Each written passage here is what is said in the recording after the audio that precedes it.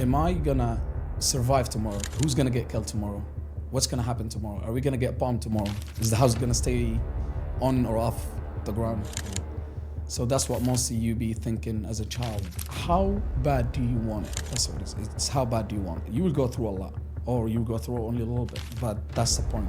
You want it, you will get it eventually. So I actually tried to cross Sheikh Zayed Road by walk on the street. by walk. The moment I step my foot on the street of Sheikh Zayed Road, there's many types. There's people who just want to play around, have fun, do this, do that. But there's people who literally want to build something, want to develop something, want to create a new thing. And they have this type of mindset, the mindset that it's about networking, it's about business, it's about hustle, it's about creating and changing things. This is the perfect spot for that.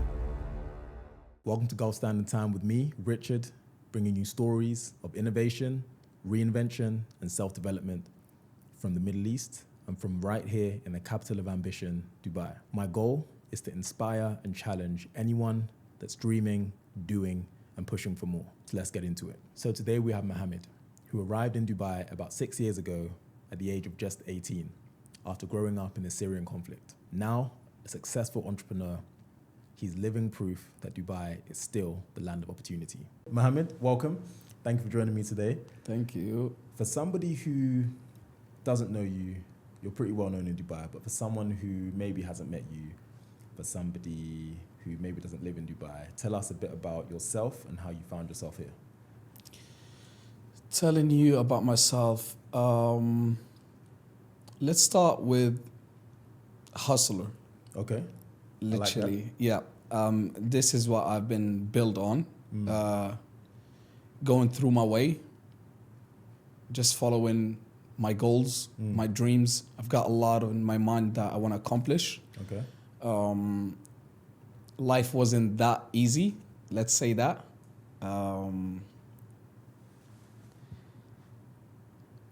I'm just 24 years old guy who's trying to make it in this life. And that's what we do mostly in Dubai. Okay. I believe most of the young people over here, that's what they are trying to do in Dubai. It's not just to play around or have fun. It's literally people who comes here is just to become someone. They want to become someone, and yeah, pretty much that's it. Okay, thank you. I'm gonna come back to that becoming someone because I like that. So 24 years old. Yep. Talk to me about your childhood. Talk to me about the early years of your life. What was that like? Childhood, it wasn't much of a fun, to be honest. Okay. Let's just say that I've been grew up in a warzone country because, as you know, the years that you start realizing the world and what's going on around you is when you become like 9, 10, 11 years old, right? And when I was 10 years old, war started. Okay. And all the way till I left the country when I was 18 in 2019. So basically, I was raised and grew up in that war zone and in that nature, I would say. For someone who doesn't know, most people, in fact, listening to this won't know what it's like to grow up in a war zone. What does that feel like? What does that look like? What is your day-to-day like? What is it like when you wake up in the morning? I mean, for people who haven't been in a war zone country or anywhere near, they just saw it on videos and pictures, and not all of them as well. So it's far more different than it is, far way different than it looks on social media, and it just gives you small example out of it, but that's it. Living it, it's not easy, and it's challenging. It's mostly you literally wake up and losing hope, Wow. I would say, and fear basically on your way every single day. At the age of Because 10. yes, obviously, I mean, not exactly age of 10, because here's the thing, growing up from age of 10, starting and growing up in a war zone country, you start to feel like it's something with you. It's something normal for you. It becomes something normal, but it's not normal for the outside. And how much do you think about the outside?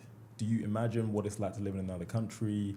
Of course. Or do you literally just think this is my life and this is what it is? No, at that point, myself, I never imagined myself at that time to leave the country. I was too young. I was literally 10, 11 years old. And it's just fear controlling. We never focused about what's going on outside. We literally focus about how to eat, how to stay away from getting killed, and how literally just to get ready for the next bomb and next bullet. Get ready for the next bomb. The next bomb. Because basically you're, in any moment, a bomb or like a rocket or a fight, a combat, start literally in your head, which is pretty much normal. The whole country was based on that. Yeah. And did you understand why that was happening? Did you understand the political situation, or you just knew that life is dangerous? I live in a dangerous city, country. Or did you have an understanding as to why what was happening was happening? I mean, obviously, again, I was too young to question far, but of course I questioned, like, what's going on? Why is it happening? And why us? And is it only us or the outside as well? Yeah. But you start by questioning your friends, your family, and all of that. You start getting answered, and the main reason till today, it was never clear, because you never know what's going on under the table. Literally, not everyone knows. Everyone thinks they know what's going on, but only top up people knows what's going on under the table and the reasons why there is a war in this country. And mostly it's political games, I would say, and mostly about interest for inside and outside countries. Okay. Everyone just wants a piece of a pie, I would say. They start by starting conflict. It happened in many other countries, not only in Syria. And so, at what point did you think about your future? At what point did you think about what your next steps would be? Did you feel like you had options in life? Did you feel like where you were and what was happening was how it was always going to be? Or did you actually think that I can make it out of this? I would say till the age of 17, around then, I never looked on how my future is going to look like. Okay. I was just literally looking of, am I going to survive tomorrow or not? Who's the next member of family or friends is going to get killed? Because that was something oftenly happening. So you did have family? I've lost a lot of family members, friends, neighbors, a lot of people. So you start questioning, am I going to survive tomorrow? Who's going to get killed tomorrow? What's going to happen tomorrow? Are we going to get bombed tomorrow? Is the house going to stay on or off the ground? So that's what mostly you be thinking as a child. I start getting the dream, I would say, to leave the country and see what's going on outside by, I would say, age of 16, 17. Okay. I start dreaming about it. I start actually trying to leave the country. Tried many times to leave to many countries, but it was like, as you know, because it's a warzone country, not many countries will allow us to go to their countries. Okay. And what were some of the countries that you considered going to or tried to go to? Well, back then I just wanted to leave. It didn't matter to me where to go to. Okay. I just wanted to leave. It was like getting tired of all of that, and like after 6-7 years of that. So I tried to go to Saudi Arabia. Okay. Especially because I have a lot of family members and friends over there. I've tried to go to Canada, editor work. US was literally my childhood dream. Okay. Going to the States, because here's the fun thing. That's how I learned my English. Okay. Because of what I always seen on the TV, because of the movies, series, rap music. Okay. That's mostly what my childhood fun time about. Right. Okay. So what did you used to watch? What did you used to listen to? Who were you a fan of in terms of music, in terms of movies? I've got a lot about that. Let's say I have big. There is a big man who I really relate to. It's called NF. He's not Okay. quite that famous. I don't know why, but it's quite famous in US. Okay. He's from Detroit as well. Okay. I really relate to that guy. Mm. Not because I only love his music, but I really relate to him and his Mm. story and all of that. And as his concept is NF, real music. Mm. You know what I mean? I really, really love his style, his story, and really relate to that. I mean, Travis is my top guy out there, bro. He's Well, like, he's a legend. Obviously, I've been to your shop, and most times I'm in there, he does come on at some point. So Yep. it's Obviously, you've we got obviously Travis, given Drake, orders. we got the big mans. You've obviously given orders. Yep. Okay. Movies, I would say plenty.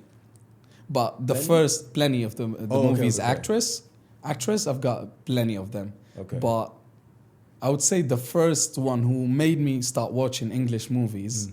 the first, it was Transporter by Jason Statham. Okay. So I would That say was a good he movie. got like a special piece of my life. Yeah. Because that movie made me, I was actually 7 years old. Wow. Yeah, and 6, 7 years old. Okay. And I don't know what I was doing. Obviously, everyone watching cartoons, animation, stuff like Mm. that age. But And I was just watching flipping the a TV serious action and I movie. saw Transporter and he's in the car and the shooting happening Yeah, right and yeah. left. And I was like, wow, no, that's a movie. I'm like, so over there we have that channel. It's called MBC2, which is Okay. probably Saudi channel as Okay. well. Shows only the English movies, especially the American one. And yeah, since then, that's the only channel I watch. Interesting. I don't know any Arabic movies, Arabic series, TV shows, Yeah. nothing.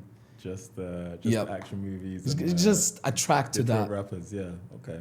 Well, I like Jason Statham. He's from London. I think he's from South London. And I'm from South London originally. So Yeah. yeah, love for Jason. Shout out to Was Jason. always in movies doing all kinds of craziness, but his suit at the end was still intact. Oh yeah. Which Yep. I That's loved. really crazy. But okay, cool. So you thought about a life in US, Canada, Saudi, other countries. I want to talk a little bit about how you got into barbering and what that means for you today. I know we've spoken about it before, but can you walk me through how you started in that field and how you kind of rose through the ranks? Barbering. Basically, I used to love styling my hair. Okay. That was like something I'm really into and really focused on. If I see one piece is going right side, I'm like, nah, I have to get back to the shop and fix Okay. it up. Okay. And obviously, in the neighborhood, we got the local barber and all. And every single day when I leave the house, I just go straight down to his shop and start styling my hair by myself. Start playing around here and there. And yeah, I was doing it daily to the point that guy told me, the owner, he's like, why don't you come and like chill over here, see what we're doing, try and learn the craft. Maybe you like it. I mean, Yeah. you literally like styling. Did that And you interest seem, huh? Did that interest you? Oh that yeah. offer? Oh Okay. yeah. That moment when he told me, as I actually started thinking about it, I'm like, me, barber? Nah, that's impossible, bro. Like, I Yeah. can't do it. Obviously, I'm 14 years old. Like, I don't know what I can, what I can't do. So I gave it a shot. Because that was in the end of winter. And when the winter finished and the school was finished, I went to take the summer break by learning that. I Right. literally just went to his shop, start just clean. Obviously, in Syria, the way you learn the craft is basically, let me get you through it. You go to a barbershop and Yeah. you start working as a cleaner. Ah. So work as a cleaner and serving tea and coffee Okay. here and there. So he knew what he was doing. He was. Yeah, he was getting obviously an extra pair of he've got an hands in the extra shop. hand. Yeah. But at the same time, I gotta be honest. Shout out to this guy. He helped me. He wanted to teach me. Okay. And yeah, after serving for like 6 months, tea and cleaning the shop and all, and obviously it teaches you. It teaches you that in barbering is not only about cutting hair, the hygiene, the cleaning of the barbershop. It's really big and important part of the shop, of the concept as well. And serving tea and coffee made me learn how is the customer service is. Okay. So it wasn't just To be honest, extra hand for him. It's a deep thought. I'm a coffee guy, and I actually only just connected now. Your shop was the first place that I was ever served coffee in a barbershop. No way. Yeah. In Dubai. It's not really a thing in the UK, to be honest. I mean, I love London barbershops, but the first time, I probably still have the picture on my phone. The first time I came into your shop, got a trim, like offered, like the guy was like, "You want a coffee?" And I was like, "Yeah, sure, why not?"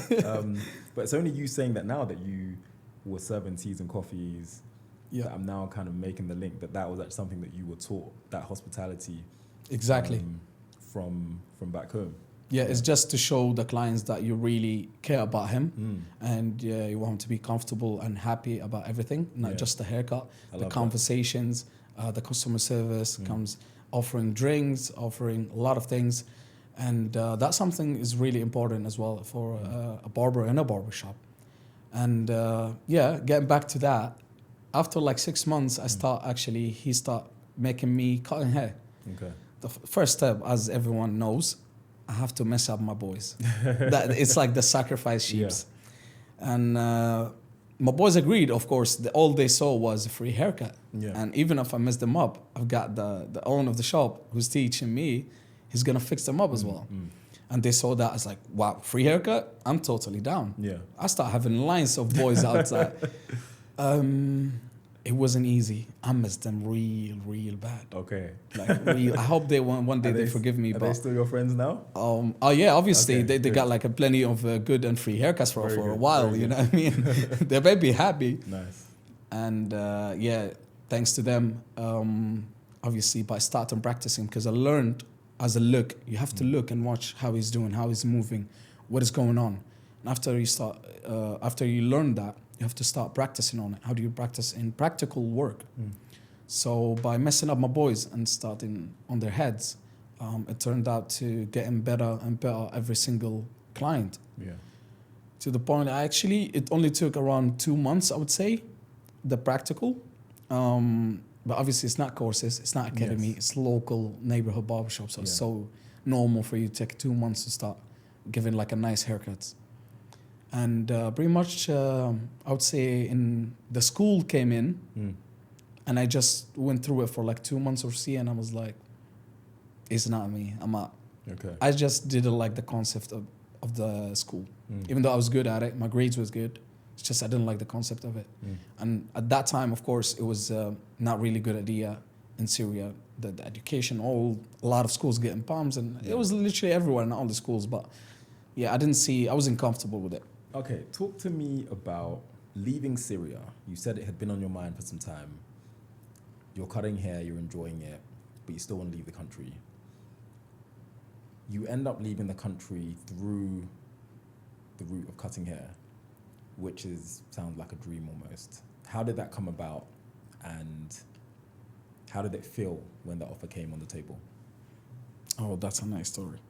So basically, in 2019, I believe, UAE start allowing to the Syrians to come to the country as like a visit visa or like a work visa. Right. That's what I remember. I'm not quite sure. But back then, 2019, there is here in Dubai, a Syrian salon, Syrian barbershop, big one. They wanted to hire a lot of extra employees. And they wanted to bring barbers from Syria instead of hiring from here. Right. Yeah. So they start posting on the most famous platform in Syria back then was Facebook. Okay. So they start posting everywhere on Facebook. And I saw the post. Did you know about the UAE at that time?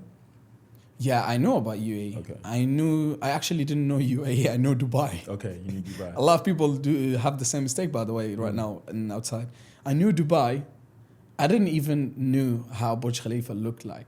Wow. That's gonna be fun. So I'll get back to that. We'll get into it. So when I saw the post, I was like, okay, hiring barbers to go work in Dubai. I was like, wait, Dubai, barbers? Could it actually happen? Like, am I actually like, should I give it a shot? I mean, it seems like a long, impossible shot. So I was like, I messaged them. Hi, I want to apply for this position. You guys looking for barbers to leave work in Dubai? I was like, yeah, of course. Can you come for an interview to the capital city in Damascus at that location tomorrow? I'm like, yeah, sure. Why not? How far away was that from? The capital city is far away, around 80 kilometers from me. Okay. And through the slow roads and all, it took like around an hour. Okay. And I literally just told my boy had a car. I was like, yo, let's go to the capital. Let me have the interview.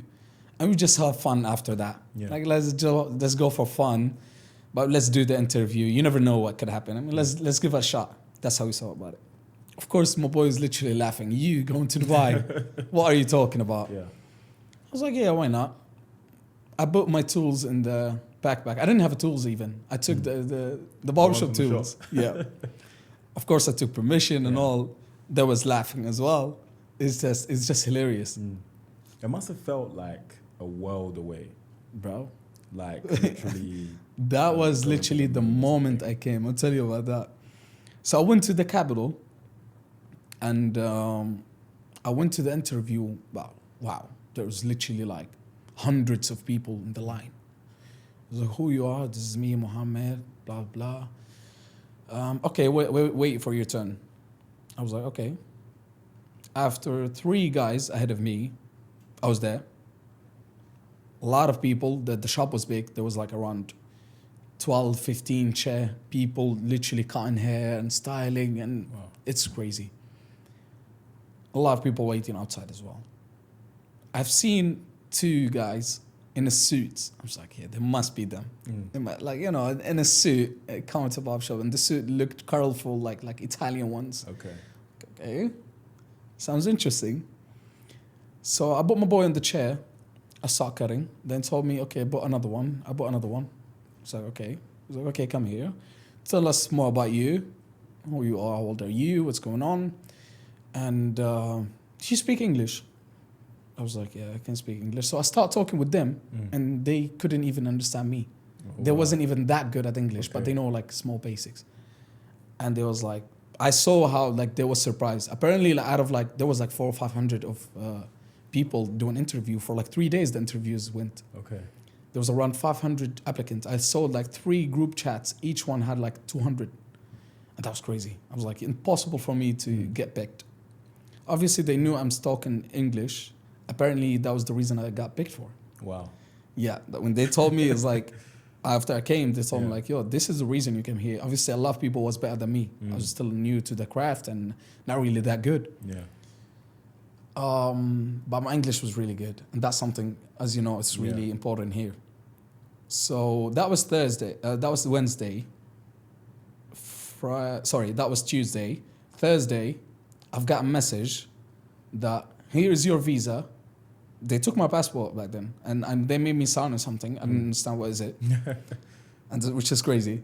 They sent me the visa, and they sent me the plane ticket. They told me your flight is at Saturday. This is, hang on. That was Thursday. So you went to Tuesday. Damascus on Tuesday. Right. On Wednesday, Nothing happened. Thursday. On Thursday, they sent you the visa and the plane ticket. Okay. When I saw the plane ticket, I'm not even believing, bro. No Wait, way. I'm leaving in 2 days. My first time, and I'm still like, I was 18 years old. What did that feel like? Like, help us to understand. I was shocked. I was shocked for like an hour and a half at least. Who did you tell first? I told my dad. Okay. He started laughing. That's the problem. Every single time I was calling someone, tell him like, yo, I'm going to Dubai. They was laughing at me. I was like, yo, what the hell you want? What's going on? What do you want? Where are you at? Let's meet up. The thing is like a normal, I was joking. So I went there was a family gathering on Thursday. I went there. I was like, I'm not joking. Here's the ticket. Here's the visa. I'm going to Dubai. And everyone, their faces flipped. They were so happy, obviously, like really happy. But at the same time, I'm leaving after tomorrow morning. Yeah. I barely have time to do anything. So what did you do in those 2 days? I was running. Brother, I was running from the capital to my city to buying clothes, buying bags. I have nothing. I've never traveled before. I don't know what to do. I don't know nothing. Wow. And obviously my family want me to take half of the food in the fridge. I'm like, I'm gonna eat there. Yeah. But yeah, that's typical. Okay. And I just packed, and Saturday, my father and my uncle, they took me to the airport. And it's really hard to say goodbye to the family and all, obviously, as everyone knows. Do you go back to Syria? Oh yeah, Yeah. I went back for like 4 or 5 times in these 6 years. Okay. And what is it like when you go back? What does it feel like? Different? Same? For me, it feels the same as I was there. Yes. No, actually, I would say, hold up. It feels different. It feels different because every single time, every single year or 2 years that I take vacation and go back home, I've noticed that literally I don't even know anyone in the city anymore. Everyone is outside the country. And where have they gone? Gone everywhere. Europe, GCC, mostly GCC. The city that I come from, most of people, young guys, they go to GCC. Okay. And yeah, it's just shocking because every time I'm walking in the street, like, where's the people that I know? I don't know any of these. And obviously I come from a small city where everyone knows everyone. Literally everyone. And no one's there? Huh? No one's there anymore? No, I barely see anyone I know. So, you've come to Dubai. What were your first impressions of the city? First day? impression is, Yeah. I don't know if I can say this word, but damn, it's too hot, bro. It was too hot to the point, like, I left the gate. Yeah. I want to smoke a cigarette. I can't. It's too hot. It's too humid. I came in May. Okay. It was hot back then. I went back inside to the airport. I'm like, I can't do this. So I called the guy. I'm like, he's coming to pick us up. Yeah. I'm like, I don't know what to do, but it's too hot. I'm gonna wait you inside. So I go, and of course the airport. Wow, for me it was wow, bro. What is this? Am I in a different dimension? It is a very interesting way, I think, to welcome the world. Yeah. Because airports are First thing they see. they're the first thing you see. Exactly. Like, legally, I think an airport is still, I think it's still an international space, but it's obviously sort of the doorway into a country, right? Yep. And It represents the country. yes, very, very much so. It's like somebody coming into, like, not really your house, but maybe like your, I don't know, front garden or in front of your house, front door, whatever. I feel you. And Dubai airport, and a lot of the Middle Eastern airports, a lot of the GCC airports are Unique. very unique, they really want you to know that, like, you're not where you came from, you're here now. And so the airport stood out for you. The heat stood out for you, as it does for a lot of people. Yep.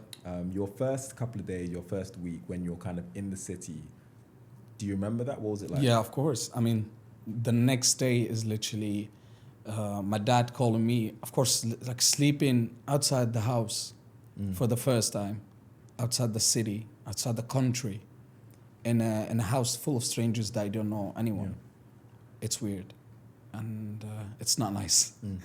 But obviously, I got a little bit lucky with the point that I was living with the boys who was going to work with me. Okay.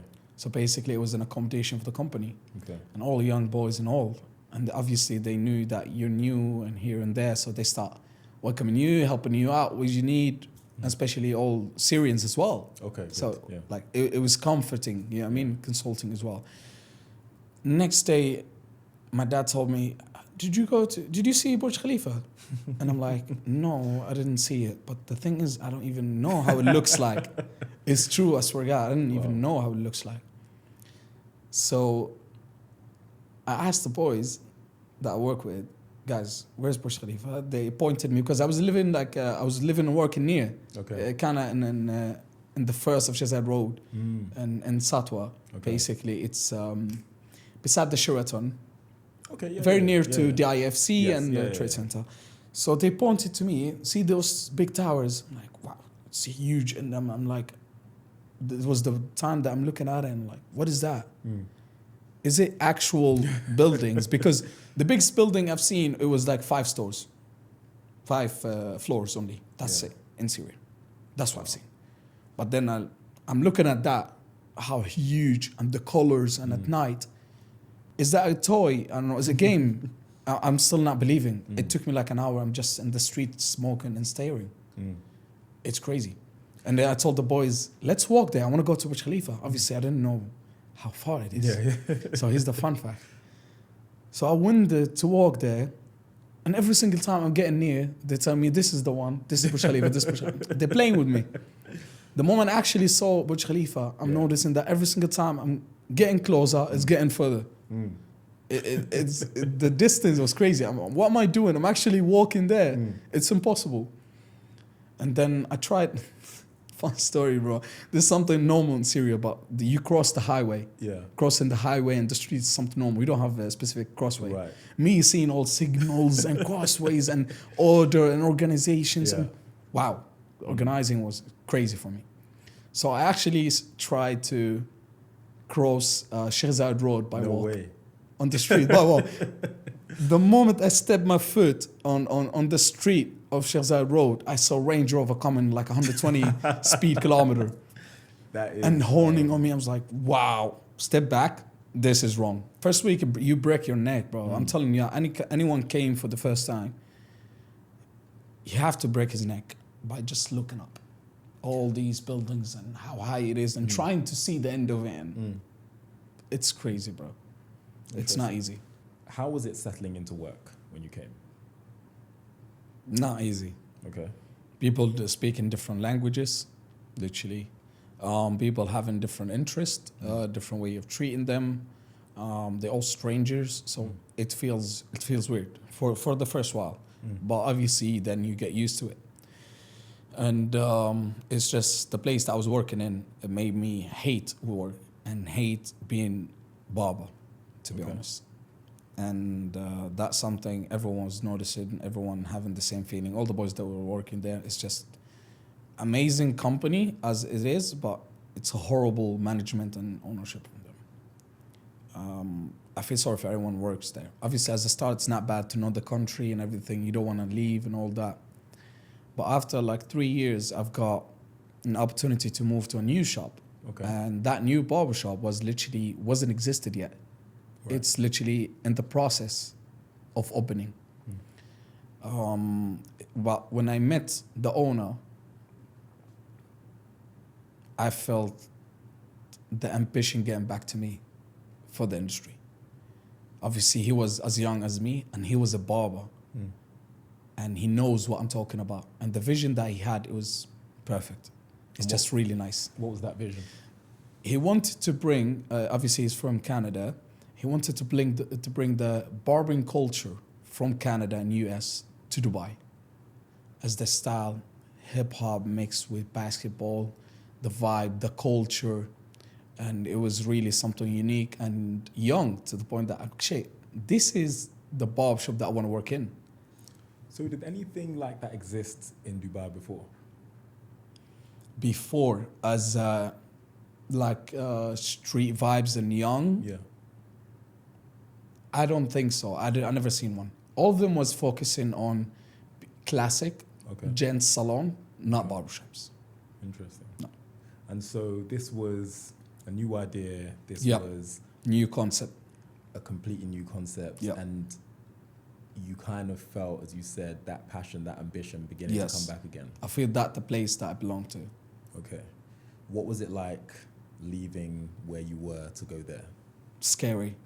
Why? Very scary. Because it's the first time you're leaving and I don't know anything about laws. And a lot of people around you started like misguiding me. If you leave, they're going to block on you, that you're not allowed to barber, stuff like that. You know. How much of that was true? 0. Okay. It's kind of true, but not really. No. Okay. Not in my case. So you're now part of a new barbershop, completely new idea, new concept, a new feel, something that hasn't been done before. Do you think that could have been done somewhere else that wasn't Dubai? That kind of young guys just wanting to do something new. How much of that felt like this can only happen here? To be honest, I think when it comes to me, I think it's possible, because it's about the person. It's not about the place. But obviously the place and the country helps with that a lot. Okay. And let's just say that it's the perfect spot to do it here. Why? Why? Well, first of all, let's say one of the most important thing as a business owners, for example, taxes. Okay. It's crazy taxes in Europe, UK, Correct. US, Yeah. as you know. Safety. Okay. It's really a big factor to start something here. And let's say networking here is one of the best and easiest thing in the world that I don't think any other country have it as much as Dubai. Okay. That's what makes it unique. And it's just so easy here to open a business. They're literally helping you up. This is the place. If you have some new idea, something unique, something nice, you want to build something, they're making it super easy for you to do it. In like legal and governmental paperwork and everything. It's so easy. And so, and I think that's a good way to sort of connect where you were to your next move. So you've begun something, working in a place, but you were there. You were one of the first barbers there. Yeah, I was Started from one of the ground up. first barbers. So you've seen a business get off its feet. Yep. You eventually then go and start your own thing. Yep. Do you have any formal business training, business school? Nothing. It's just the guy that I was working with, the guy I used to work for. Let's just say we connected it perfectly, to the point that we became friends and like brothers.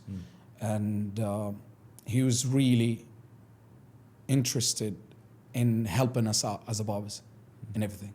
In terms of understanding, I had zero idea about the concept of social media, and especially in Dubai. I wasn't on social media as for work. Yeah. And I literally downloaded TikTok and put the Instagram on and start posting, and I start following strategy that he was helping me out with. So he was like a big mentor to me. Okay. In terms of understanding the marketing games, the management.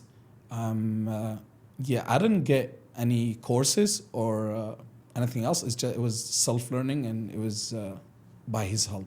Yeah. Cool. I do think it's amazing that you can be somewhere, the right place, with the right people, and become something that you never would have become without those people and outside of that place. Gratitude. Because- Gratitude.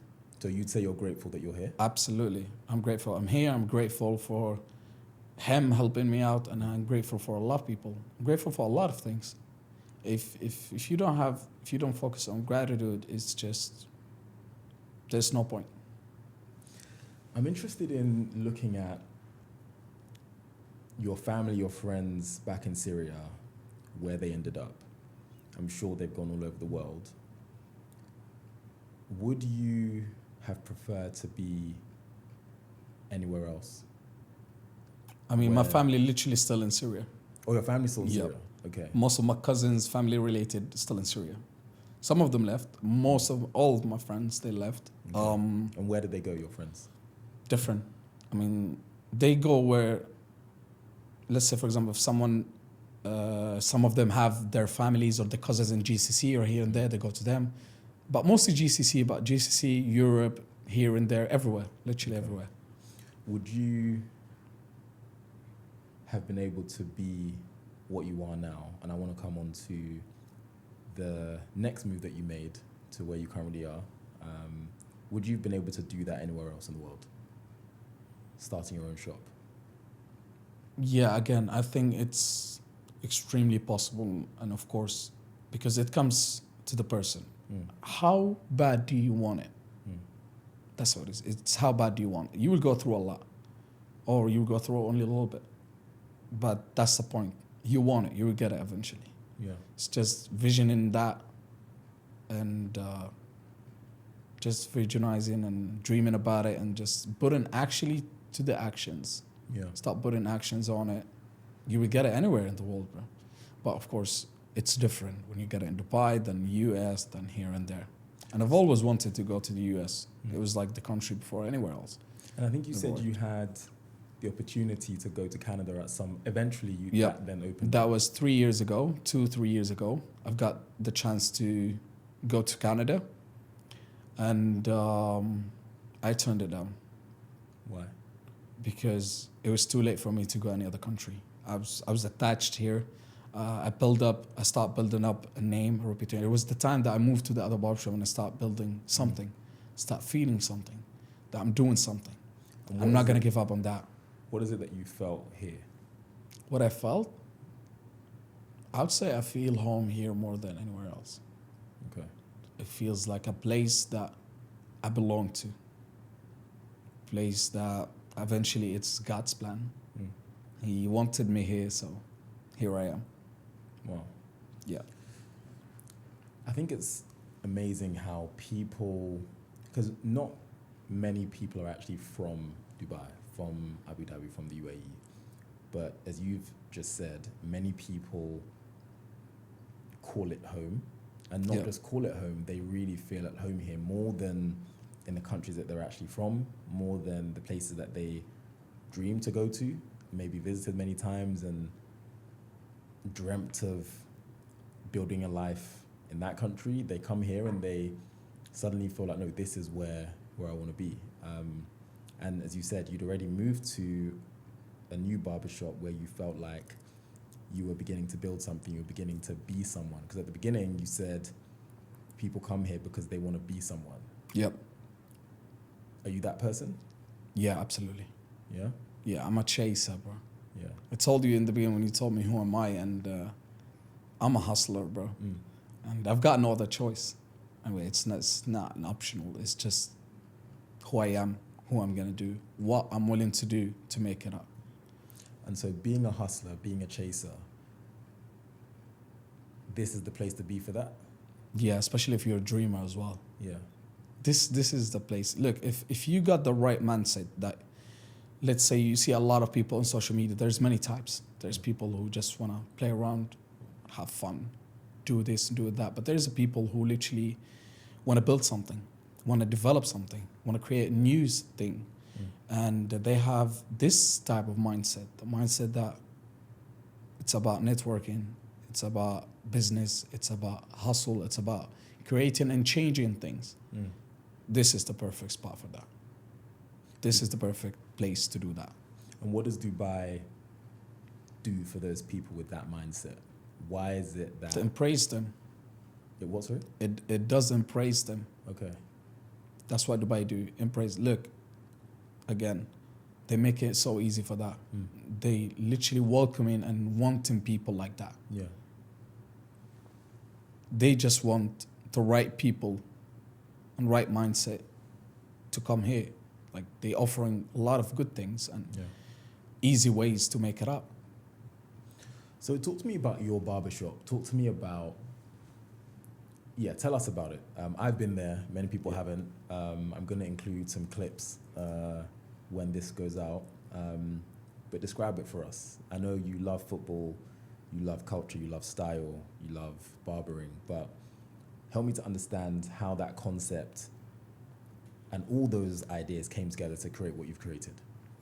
Well, first of all, I like football. I love football. I always did. But recently and lately, I was lacking on it. From watching it to playing it, lack of time, bro. You know how it is. Yeah.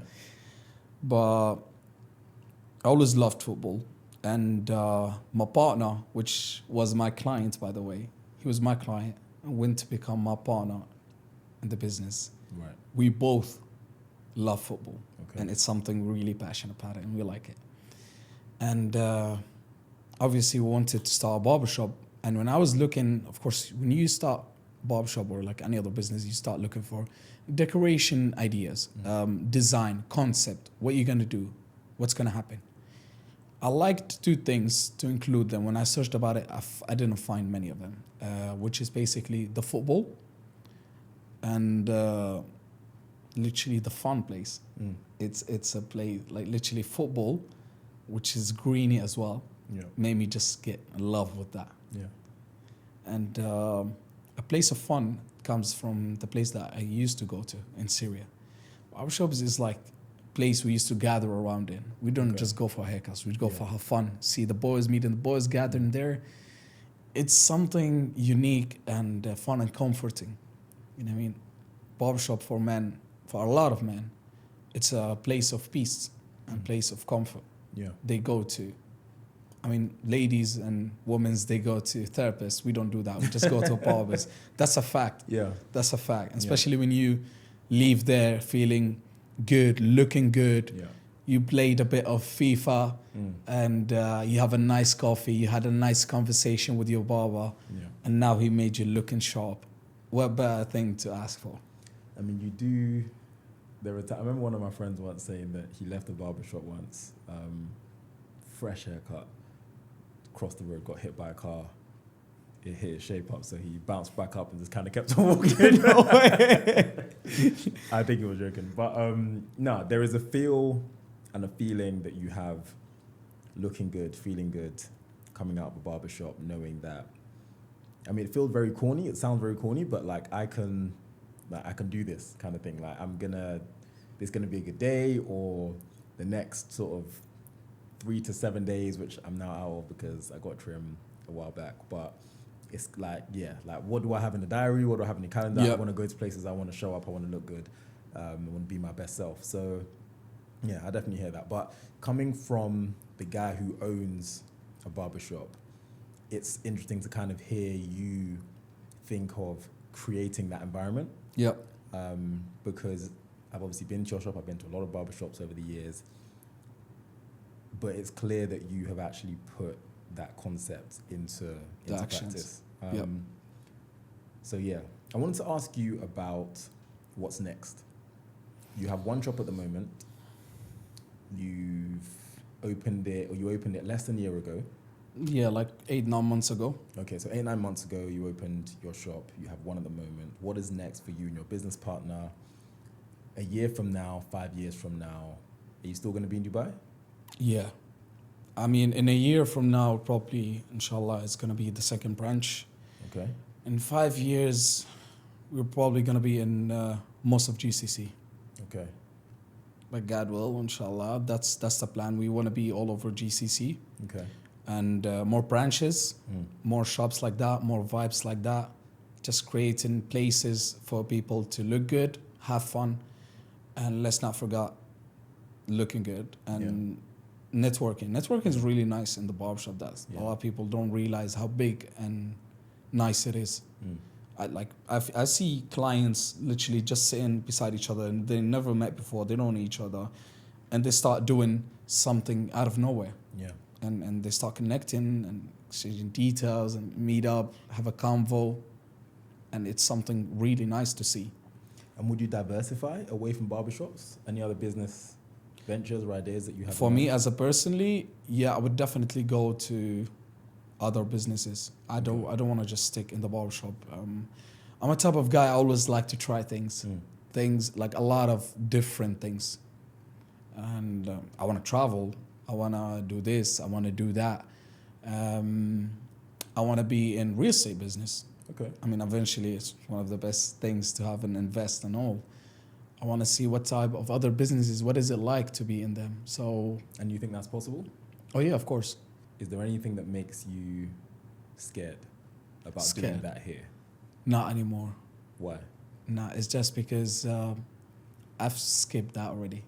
That stage, that step already, when coming from where I become, from zero to this, from nothing to something, and getting something bigger.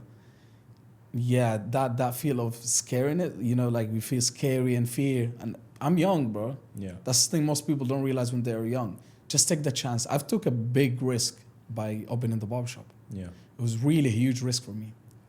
And again, because of the things that I've been through it, there's nothing for me to be scared about. I love that you can say that you've skipped fear. You've been through enough. You've done enough. You've proven to yourself, and that is a really big thing, having things that you've proven to yourself that you can do. We are coming to the end of this podcast, this episode. But I just want to say thank you. I want to say thank you for... No, thank you. It's unfortunate that it's going to end because it's really something nice and beautiful. We could definitely talk about so much more. And I'll definitely have to have you back at some point, maybe when Appreciate shop you. number 2, 3, 4, 10 opens. Yes, sir. Because I've never really known anyone that's grown up in a war zone in such terrible conditions in their childhood, and someone that I admire so much for creating something in the business world and has so much of a dream, a drive, and an ambition to do so much more in the future. So I think it's very unique on that front, but it's not unique in the sense that here in Dubai, I've met so many people with such amazing stories, but it just feels like here, people feel like anything is possible. It feels like the ambition that I see here from speaking to people, from being around, is that give it some time, or maybe give it no time, but I can turn nothing into something, and I can literally go as far as I want to go. I know you quite rightly said that it really depends on the person. Anything is possible for anyone, anywhere, but it seems and it feels like things are a little bit easier to accomplish it. But Mohammed, thank you. Thank you so much. It's been an amazing episode. You have touched on so many aspects from your past, from your present, and also your future that I think so many people need to hear more about. For myself, listening to you, understanding your story has been super challenging for me. And yeah, I think for everyone that watches this and listens to this, it'll be really challenging for them as well. It's going to give them a lot of drive. Final question for you. If anyone is thinking about coming to Dubai, what would you say to them? What are you waiting for? Literally, what are you waiting for? What's the thing that holding you back in a country which the most safe country in the world, tax-free, and lots of opportunities and big networking and the right people to have over here? What else why are you fear? What are you waiting for? Okay. It's just take the step, just take the risk. Trust me. Even for people who comes from different world, let's say, concept, just jump on it. The first plane you can catch, literally, and just come and see it by yourself. Because no matter how much we talk about it, it's literally different living it here. Yes. And just take the move, man. Okay. Take the move. That's it. We'll leave it there. Thank you very much, sir. man. I appreciate it. Thank you so much, Richard.